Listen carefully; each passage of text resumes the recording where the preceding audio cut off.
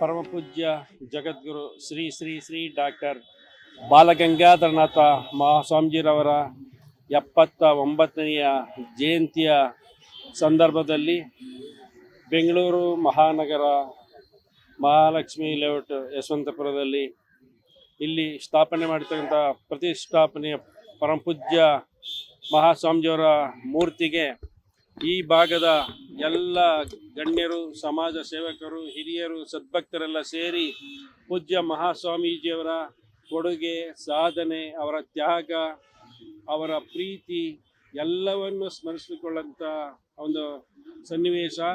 ಪರಮಪೂಜ್ಯ ಮಹಾಸ್ವಾಮೀಜಿಯವರು ನಿರಂತರವಾಗಿ ಎಲ್ಲ ಜನರು ಕ್ಷೇಮವಾಗಿರಬೇಕು, ಅವ್ರಿಗೇನಾದರೂ ಒಂದು ಸೇವೆಯನ್ನು ಸಲ್ಲಿಸಬೇಕು ಅಂತ ವಿಶಾಲವಾದಂಥ ಭಾವನೆಯಿಂದ ಜಾತ್ಯತೀತವಾಗಿ ಎಲ್ಲರನ್ನು ಅತ್ಯಂತ ಗೌರವದಿಂದ, ಪ್ರೀತಿಯಿಂದ ಕಂಡು ತಮ್ಮದೇ ಆದಂಥ ಸೇವೆಯನ್ನು, ಮಾರ್ಗದರ್ಶನವನ್ನು ಎಲ್ಲರೂ ಸಹ ಏನಾದರೂ ಒಂದು ಸೇವೆ ಮಾಡಬೇಕು ಅನ್ನೋಂಥ ರೀತಿಯಲ್ಲಿ ಎಲ್ಲರಿಗೂ ಮಾರ್ಗದರ್ಶನ ನೀಡಿ ಅವ್ರು ಕೊಟ್ಟಂಥ ಶಿಕ್ಷಣ ಕ್ಷೇತ್ರ, ಧಾರ್ಮಿಕ ಕ್ಷೇತ್ರ, ಸಾರ್ವಜನಿಕವಾಗಿ ಎಲ್ಲವನ್ನೂ ಸಹ ಅವರು ಮಾಡದೇ ಇದ್ದ ಕ್ಷೇತ್ರಗಳ ಸೇವೆಯೇ ಇಲ್ಲ.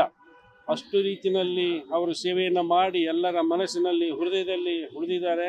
79ನೇ ವರ್ಷದ ಶ್ರೀ ಶ್ರೀ ಶ್ರೀ ಬಾಲಗಂಗಾಧರ ಸ್ವಾಮೀಜಿಯವರ ಜನ್ಮದಿನವನ್ನು ಆಚರಣೆ ಮಾಡಲಿಕ್ಕೆ ಮಹಾಲಕ್ಷ್ಮಿ ವಿಧಾನಸಭಾ ಕ್ಷೇತ್ರದಲ್ಲಿ ಬಹಳ ರಾಜ್ಯದಲ್ಲಿ ತುಂಬ ಕಡೆ ಎಲ್ಲ ನಡೀತಾ ಇದೆ. ಅದು ನಮ್ಮ ಭಾಗದಲ್ಲಿ ಮಾಡಬೇಕು ಅಂತೇಳಿ ನಮ್ಮ ಶಾಸಕರು ಹೇಳಿದರು.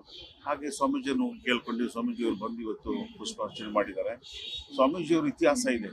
ಅವರು ಒಂದು ಕಡೆ ಸಮಾಜದಲ್ಲಿ ಸಮಾಜ ಮನುಷ್ಯರನ್ನ ಭೇಟಿ ಮಾಡಿ ಅವ್ರನ್ನ ಮೇಲೆತ್ತುವಂಥದ್ದು, ವಿದ್ಯಾಭ್ಯಾಸ ಕೊಡುವಂಥದ್ದು, ಅನ್ನದಾಸೋಹ ಮಾಡುವಂಥದ್ದು, ಮರಗಿಡಗಳನ್ನು ಬೆಳೆಸೋದು ಎಲ್ಲವನ್ನೂ ಅಡಗಿಸಿ ಜಾತ್ರೆ ಥರ ಹೋಗ್ತಿದ್ರು. ಹಳ್ಳಿ ಕಡೆ ಹೋಗಿದ್ರೆ ಇಡೀ ಊರು ಬಂದು ಹೊರಗಡೆ ಬಂದು ಅವ್ರಿಗೆ ದಾನವನ್ನು ಮಾಡ್ತಾ ಇದ್ರು. ಮಠವನ್ನು ಕಟ್ಟಲಿಕ್ಕೆ, ಮಠವನ್ನು ಬೆಳೆಸಲಿಕ್ಕೆ. ಇವತ್ತು ಎಮ್ಮರವ ಬೆಳೆ 10,000 ಅವ್ರು ಇದ್ದಂಥ ಸಂದರ್ಭದಲ್ಲಿ ಕೂಡ 10,000 ಮಕ್ಕಳನ್ನ ವಿದ್ಯಾಭ್ಯಾಸ ಕೊಡುವಂಥ ವ್ಯವಸ್ಥೆಯನ್ನು ಮಾಡಿಕೊಂಡಿದ್ರು. ಅದನ್ನು ಇವತ್ತು ಸ್ವಾಮೀಜಿಯವರೆಲ್ಲ ಸೇರಿ, ಚಿಕ್ಕವರೆಲ್ಲ ಸೇರಿ ಮುಂದುವರಿಸ್ಕೊಂಡು ಹೋಗ್ತಾರೆ.